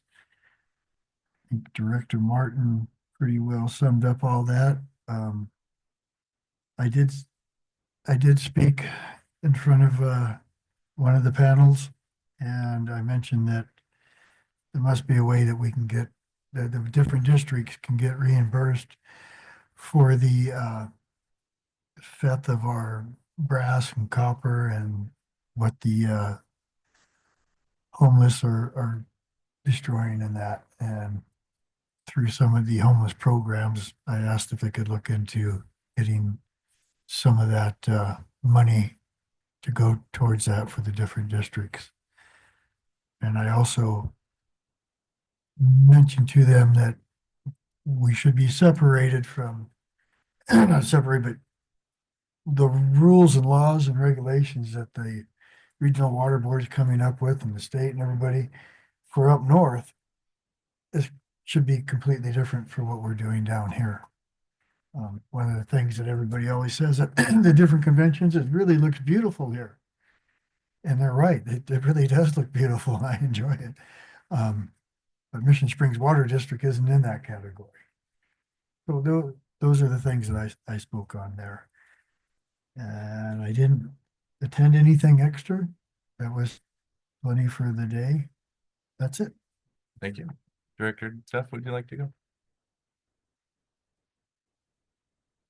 All right, so on the 7th of February, I attended my first CSDA Professional Development Committee meeting, where I'm one of 31 members, and it was exciting to talk to all of these professionals that are looking to make it easier for us to educate ourselves, giving us as many tools as we can get. I really value CSDA and all the information they provide. They even went on a side tangent because one of the members made a mention about it being fairly difficult to log in to CSDA and that it always makes you re-put in your passwords. It won't let you save anything and how much longer that takes, kind of what Director Meyerhoffen was alluding to with his trouble getting into the system. And they're looking right away, called IT and started working right with us on the phone as to solutions to that issue. So it was a very proactive meeting and one I'm very much looking forward to participating in. On the 13th of February, I attended the Coachella Valley Conservation Committee and also the Energy and Security board meetings. The CVCC board approved acquisitions of 2 parcels within the CV Stormwater and Delta Conservation Area. It was approximately 12.5 acres that they purchased for $1.28 million. They also purchased 1 5-acre parcel in Indio Hills Joshua Tree linkage. This parcel, they purchased 5 acres for $12,500. They also approved the West Deception Improvement Plan, where they are partnering or giving access to CV Mountains Conservancy for one of their parcels to create a trailhead. So that should be interesting if they're able to finalize some of the trails that the Mountain Conservancy has been working on, and CVAG is giving some of their property there to facilitate that trailhead. They also talked about on the Energy and Sustainability Board. They had a presentation. It was supposed to be live, but once again, South Coast Air Quality Control Board could not seem to make it. This has been a problem that CVAG has had with getting this entity to show up and speak to the people that are concerned, which was a full room. This was particularly about the removal of gas. And there were presentations that they made online discussing similarities to things we've heard in the water world and that we've heard about the ADUs, where they're proposing now that on top of no new construction with natural gas and no they're talking about even preventing the sale of it in the state as far as gas equipment. But bottom line, their biggest discussion was two-part. One, that they that they think that they'll be able to self-fund a $21 million program to provide rebates to the people that are forced to get rid of their gas equipment to replace the appliances. Issue with that is that if any of these homeowners that have existing gas in their systems, in their homes, want to convert or have to convert, that is a completely redesign of the electrical. If it's an old home, those old electrical systems and gas systems are not what is allowed now. So they would have to potentially redo the entire home, not just where their gas dryer or their gas stove and things like that. So that's a much bigger expense than South Coast Air Quality is really accepting. And there was a lot of voices, including my own, sharing concern with that. The other aspect is what I was referring to being similar to the water world. They're discussing, well, a homeowner could keep it the way it is, but if they sell the property, they would have to sell it all replumbed, all redone, all gas removed. I was looking at my personal bills, and I don't mean to soapbox a little bit, but I am, sorry. And in the summertime, my personal electric in a brand new 3-year-old home was over $800. Ouch. The gas was $37. With the brownouts and blackouts and everything that we keep hearing from SCE, and the taxing that they said that the solar and all of the EV charging has put on their system and their infrastructure is struggling, and they're talking another 25% rate increase next year already. Putting more stress on the electrical grid doesn't make any sense to me, and I'm struggling understanding how these people in power are not looking at the big picture. So Assemblymember Perez did ask all of us there to formulate our concerns specific to our communities, which I'm working on with the help of our district staff. And hopefully he'll have plenty of tools to continue fighting for all of us that is not moving in the right direction, especially right now. On the 18th, I attended a CSDA webinar on exploring financial strategies and funding for special districts. It was presented by attorneys Bayanoff and Timig. They discussed variations on Prop 18, a lot of things that we already knew. They also talked about some rate loans that special districts had, and I hadn't heard that before, and I've sent some notes to myself so that I can forward it to staff. But there are some options that they believe are available, even options against our pension to fund things, which makes me very, very concerned that these are options that are being discussed. But they ended the entire webinar with both attorneys marrying an official statement, which I thought I should share with the board. They said that whenever you're doing any funding or any bonds or any loans, it oftentimes will require an official statement be produced by the special district. That official statement must be accurate, 100% accurate. They said, please take this as our warning and as our reminder, the board who approves any funding statements attached to bonds or any loans or financial documents is liable if the board is aware of any bad information. So I just wanted to share the doom and gloom that the attorneys left me with so everyone can feel as warm and fuzzy as I did. On the 24th and 25th, I was in Washington, D.C. with Vice President Griffith and management staff. We attended the legislative delegation and meeting of CASA. I am very, very impressed with CASA and all of their offerings. We had briefings from FBI regarding some hacking and issues that we have with security. And they talked about specifically power, water, hospitals, and schools. And then they gave some numbers, which I thought was really interesting. These are only publicly reported ransomware that has happened. 2021 had 2,866 ransomware reported events. 2022, 2,581. 2023, 4,399. In 24, 6,709 ransomware. And these are only the ones that were reported. They said oftentimes the people affected won't report because of the information that was violated that they are responsible for protecting, and the fallout that they're concerned will come their way if they do make it public that they fell victim to a ransomware. Quick question. Those numbers, were those just like public or government agencies, or is that?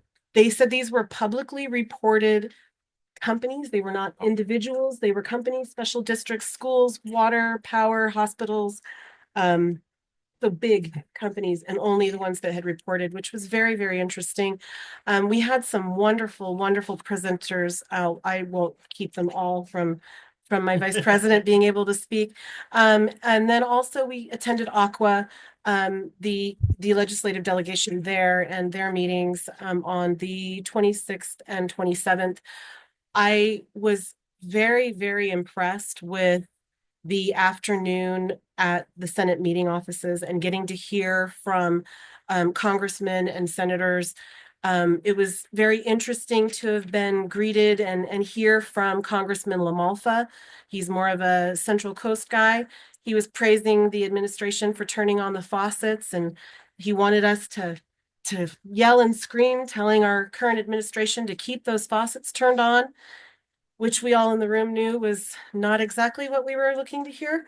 It was then followed up by Senator Padilla, who, with his mechanical engineering degree from MIT and all of his much experience in our state with our complex water, he brought us back to the reality we all knew, and that we won't know the fallout in that action until the crops are coming in this year. Senator Padilla also gave some great information that amid all of this chaos, they're still working. They're still doing everything they can to try and secure what was already promised to all of us, trying to secure the future, but that there's a lot that is to be determined, that this is a lot of unknown territory that they've never seen before. We also had a great meeting opportunity with Senator Schiff. I get warm and fuzzies listening to him speak because he's just a very, very personable guy. And he, for the first time, I had not experienced anyone in his position stopping and just saying, you know what? I think this is going to be easier. It ended up backfiring on him, but he really just wanted to hear from us. He wanted to hear from all of us. What do we need? What's the biggest issue? Unfortunately, we got behind people asking for things like $30 billion. Oh, we just need 500 million. Meanwhile, we're just begging for our Army Corps 4 million, right? So I'm very looking forward, and I think that our president and Vice President Griffith will do a great job in their future meetings next week and getting our story there, because I think that we're kind of low-hanging fruit that could be an easy win for bipartisan support. So I'm hopeful that we'll be able to at least shine a light on the low-hanging fruit that can be wins for all of us, and reminding them that our septic to sewer has nothing to do with DEI. Thank you. For that. Vice President. Okay, so I attended the DWA meeting, which was adjourned from the 4th, and they actually had it on the 5th. And one of the things they were talking about was a memorandum of understanding with Kern County Water Agency to look at potential water banking. which I thought was a really, really cool idea. Also talked at the 5-year update of the Mission Creek Sub-Basin alternate plan, doing an MOU to prepare for that for 2027. An update on the Coachella Valley Salt and Nutrient Management Program.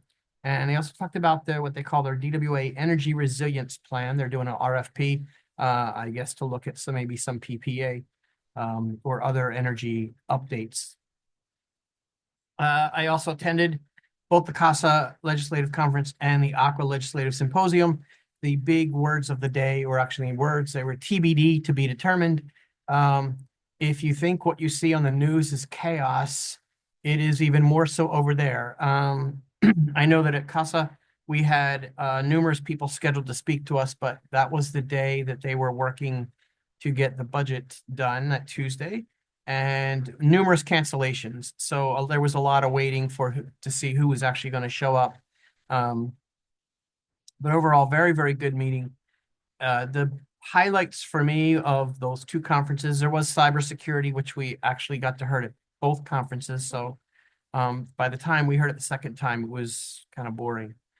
But we did get the highlight for me was meeting Adam Schiff. That was really awesome. And then we did go to, because I was like, when did we go to the Senate building? That was what it was for. We walked over there. And then the next day we actually did in the Senate conference room, met multiple people, Senator Padilla, obviously. Jared Huffman for me was one of the highlights because after Representative LaMalfa spoke, then Jared Huffman came in and just, I think even more so, brought us down to the reality of what is going on. And a couple others, it's really good, but I got to tell you, it's, it's a little bit chaotic there right now. And I love DC. I grew up back east, so I used to go every year. And I'm a little nervous about what's going to happen if they start selling off stuff. But we'll be back there in 2 weeks, and hopefully we'll have some productive meetings. Despite the chaos and despite all the cuts everywhere, I'm hoping that we can get some money so we can continue to move forward with some of these projects, because obviously we cannot afford them and our constituents cannot either. So that was my month. Thank you. The 6th of February, I was participated in the Riverside County Flood Control and Water Conservation District meeting. We took requests from cities and public in our Zone 6 area and settled on a 5-year capital improvement plan that will be recommended to the Board of Supervisors. If they approve that, the projects in our area would include Line C1, which is in the Highlands area up above Hacienda, Line A, which ends down near the Horton plant, Verbena and Park Avenue, and then the Pearson Dam project up near Pearson and Miracle Hill. The 11th of February CVWD meeting, very quick 26-minute meeting before they went into closed session. Nothing really significant. They spoke about Trump politicizing the state water project, but nothing really significant to report on. February 25th CVWD meeting, one item that had been in the news, they did move forward with their eminent domain for a flood control project in Thousand Palms. And then they did have a big presentation on Chrome 6 and a report on their stannous chloride, I guess, testing. It was not a very positive report. The stannous chloride added a lot of sediment and would require heavy filtration. The recommendation was to not further pursue stannous chloride testing. They're hoping to have an upcoming workshop with the board specifically on Chrome 6 compliance plan, but with the compliance deadline less than 2 years away, they are expecting they will have a period that they will be out of compliance. The 26th through the 28th, the Urban Water Conference. This conference, I think, was a lot better than their last conference. Overall, it seemed like there was a lot of frustration between the attendees, all the different water districts, and the state of California. Wasn't much optimism in the room, and one of the moderators was even nicknamed Dr. Doom. Groundwater overdraft was a really big topic they spoke on right now. It's mostly Central Valley, but there's between 2 and 4 million acre-feet a year of overdraft. One topic that was brought up is 10 to 12 million acre-feet is leaving through the Delta into the ocean. And if we were to move forward with the Delta Tunnel or tunnels, it would give about 1 to 4 additional million acre-feet, which would kind of balance out that overdraft. Another not so positive session, we heard from a Central Valley farmer He actually got emotional during his presentation, but from Sigma and the overdraft, there's expected to be about 1 million acres of farmland that will be fallowed, and that's approximately 20% of the current farmland in the Central Valley. They're expecting about $3 billion of loss and 85,000 jobs to be lost. Majority of jobs lost will be in already disadvantaged communities, and a lot of these multi-generational farmers are seeing major drops in their property values. The gentleman that spoke, I think, said in the last few years, his property value has dropped about half. So a lot of farmers are getting out of the business and trying to convince their kids to go to college for a different career. Joaquim actually ended the conference. He spoke and was getting quite a bit of criticism over the amount of water being released from reservoirs and ultimately out into the ocean. One commenter said that the amount of water being released would dwarf the potential savings of making conservation a way of life. That turned into a big kind of back and forth. There were a lot of people criticizing that the amount of effort going into making a conservation a way of life wasn't worth the savings, and that disadvantaged communities were the ones just being hit the hardest. It's pretty contentious. But overall, it was better than the last Urban Water Conference. And that's all I have. We'll move on to General Manager's report. I believe we did Public Affairs Thursday. We just have Finance today. Correct, correct. Our Director of Finance, Arturo Seja, will be giving a presentation. Arturo? Thank you, General Manager Macy, President Sol, and members of the board. I'll do a quick update on our current financial information. This is on page 284 of your report. Operating revenue is ahead of budget, primarily consumption. Residential consumption is actually higher than we expected, and compared to last year, it is higher. That's because we had a couple of new connections that are using that water. Operating expenses are below budget. Timing, we have a couple of projects that have stalled and we are not, we are prioritizing those that are tied to the grant. And so that's the main reason for those operating expenses to be below what we expected. Non-operating revenue is below budget due to the timing of the grant reimbursements. And that's where the grants sit on the financial statement. Non-operating expenses are over budget, primarily the loss of the investments. That started in January, and we're going to start seeing that trend February, March, just because of what's going on in the stock market right now. Cash is still above where it was last year. If we take away the $15 million that was just approved by the board, that leaves $58 million compared to the 52 last year. And that's primarily the grants. The major one, the regional plan, and then the other ones, which was a Skyborn project for those that $4 million. And I'll answer any questions. Thank you, Arturo. Director Duff, any questions or comments? Vice President? Thanks. Director Martin? Nope. Director Martin? No, thank you, Arturo. Yes, thank you, Arturo. Anything further on the overall General Manager report? No, just one comment as it relates to finance. We did have a request for proposals out on the street for on-call accounting services.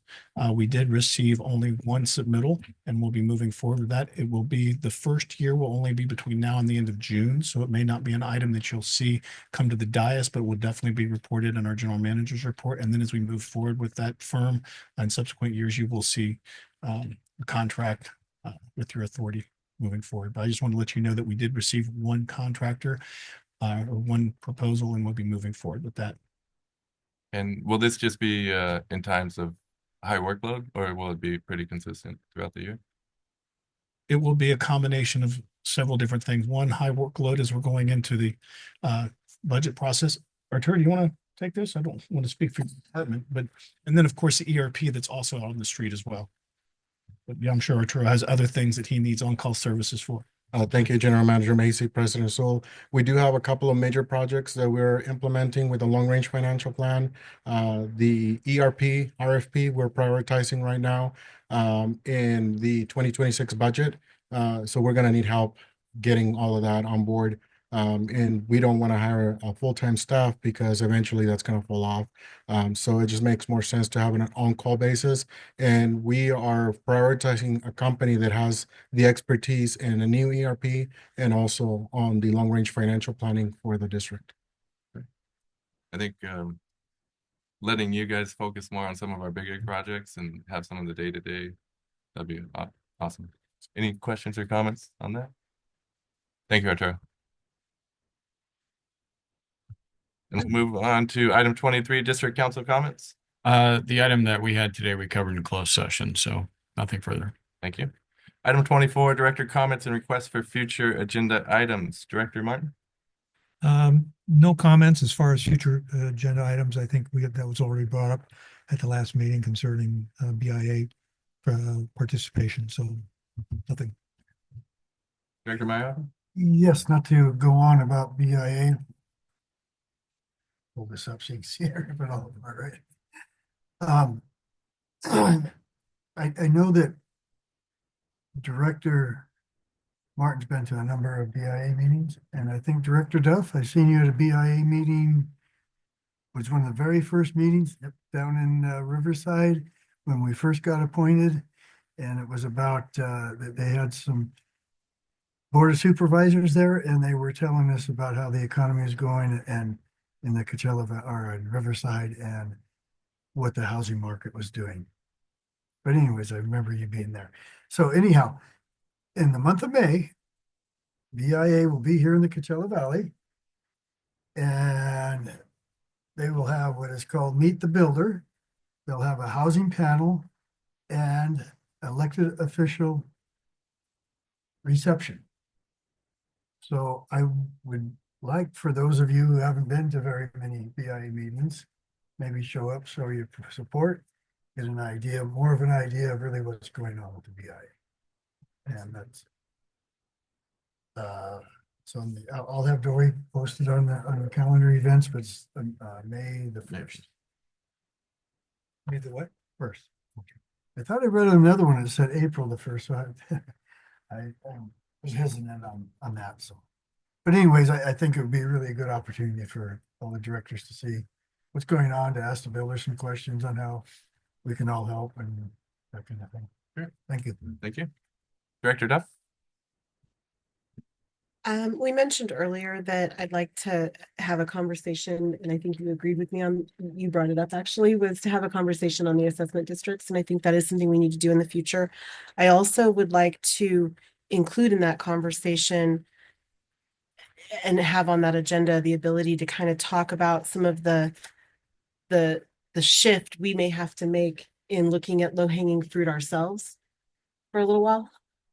And so I would like to have some of that strategy to be able to discuss. Thank you. Great. Vice President? This is for Director Duff. Can you ask them to fix the CSDA to fix the certificate? Because whenever I do a course and I go to take my certificate, it doesn't print out as a certificate. It's just kind of really small and messed up. That's it. Right. And I'll just mention on that possible discussion for the assessment districts, I know there's a lot to that. So if it's not this month's workshop, I think that's fine. But hopefully in the next couple months that we have kind of in-depth look at our assessment districts and just the overall kind of brainstorming.